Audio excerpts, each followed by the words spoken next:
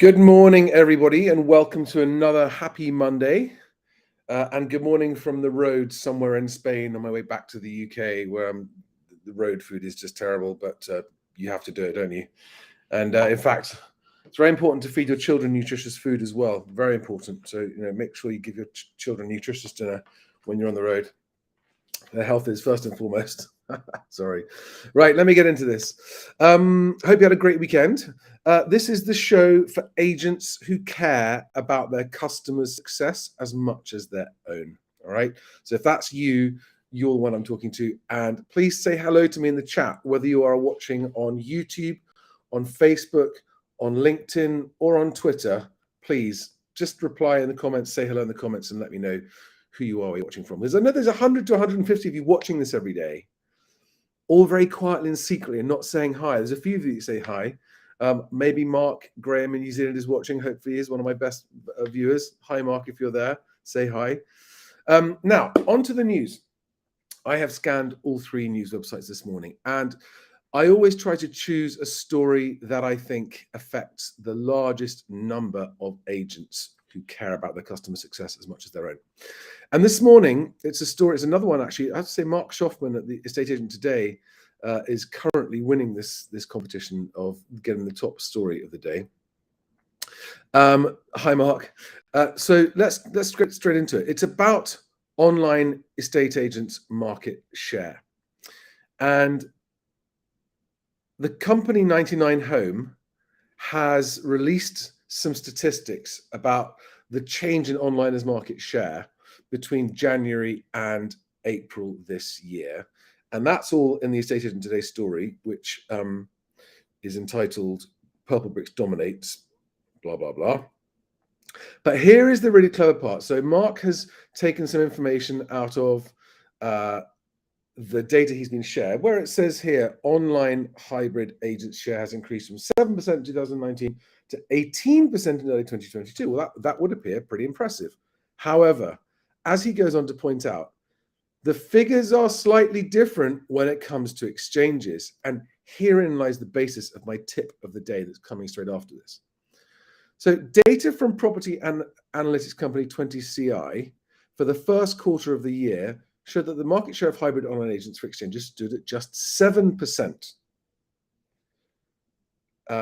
Small increase quarter on quarter, but down on the previous high of 8%. So what this tells us is that they've got 18% of instructions, but only 7% of exchanges. Now, I have never been a fan. I would not buy a ticket for a ferry that only had a 50% chance of getting me to the other side. And to me, that is what pay up front fixed fee agency is like. It doesn't make any sense. It's too great a risk. And now we've got some numbers to back this up. Okay. So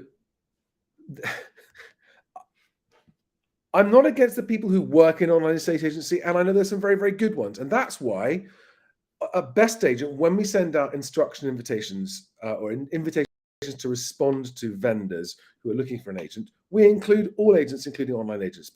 There are some fantastic people working in online agency. I just think that the business model is unfortunate. And if you are a great agent but working in online agency, I would into normal estate agency. You'll do very well there. They are a scourge. This business model is a scourge because effectively what happens is the agent is putting 100% of the risk onto the client. The client pays upfront, or they commit to an upfront fee. They pay whether they sell or not. There is zero risk taken by the agent if they've accepted an upfront fee. So it's if you sit down and explain this to any vendor in these terms, God, you're right, that's a terrible deal. I take all the risk. I pay all the money and I take all the risk. And I only save money if they sell my property at all and if they get as high a price as I would have got with another agent. It just mathematically doesn't make any sense, right?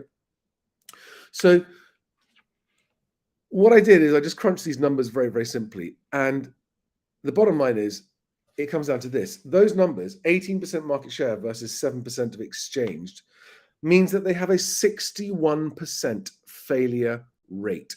And anyone watching this who wants to arm themselves, I haven't been changing my My captions. Anyone who's watching this who is fed up of having to deal with questions and objections about, oh, but what about, lower your fee because the online agent car charges me less. This is just gold dust. It's dynamite to use against any vendor saying that. Say, well, okay. First of all, you do know that there's a 61% failure rate across all online agents in terms of actually achieving a sale. And you can refer to this EAT story, which shows 18% market share versus 7% exchange. So first of all, Mr. Vendor, Mrs. Vendor, you are going to be only having a 39% of actually selling at all. And that's if they get you a decent price. So my tip of the day is not to discuss whether they're better service or not. You just get into semantics then. Just to say, listen, if you're a gambling kind of person, if you're the kind of person who likes to roll the dice with something as expensive as selling your house and moving house, you should go and run an agent because you've only got just over a 1 in 3 chance of actually achieving a sale at any price, let alone the best price, and point them to these figures that an online agent themselves, 99 Home, has actually revealed. The 7% figure comes from 20CI, the property market data company, which is pretty reliable, I think. So there you are. There's my tip of the day for anyone. I mean, honestly, if I had a friend of mine, whenever I have friends of mine say to me, well, should I use an online agent? Should I use Papa Bricks? I go, well, only if you don't care whether or not you sell your house, and only if you don't care how much you get for it, and only if you're, I hesitate to use the word, but it really is, you are stupid enough to think that this will actually save you money.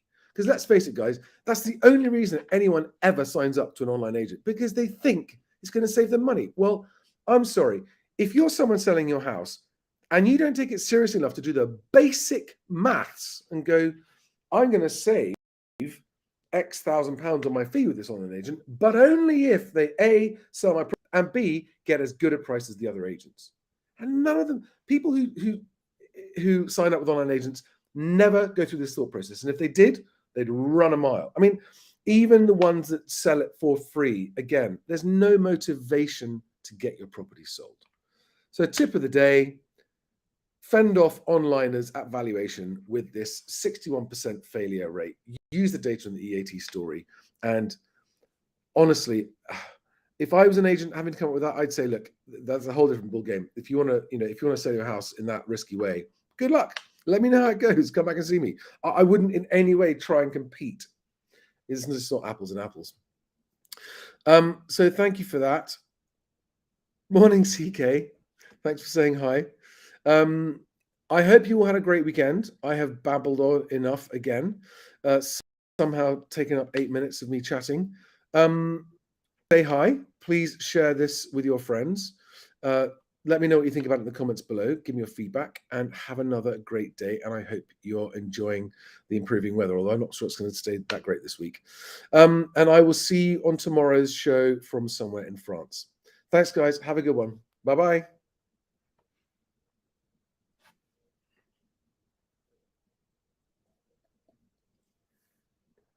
That's coffee, by the way. It's not Coca-Cola or Sprite. It is coffee.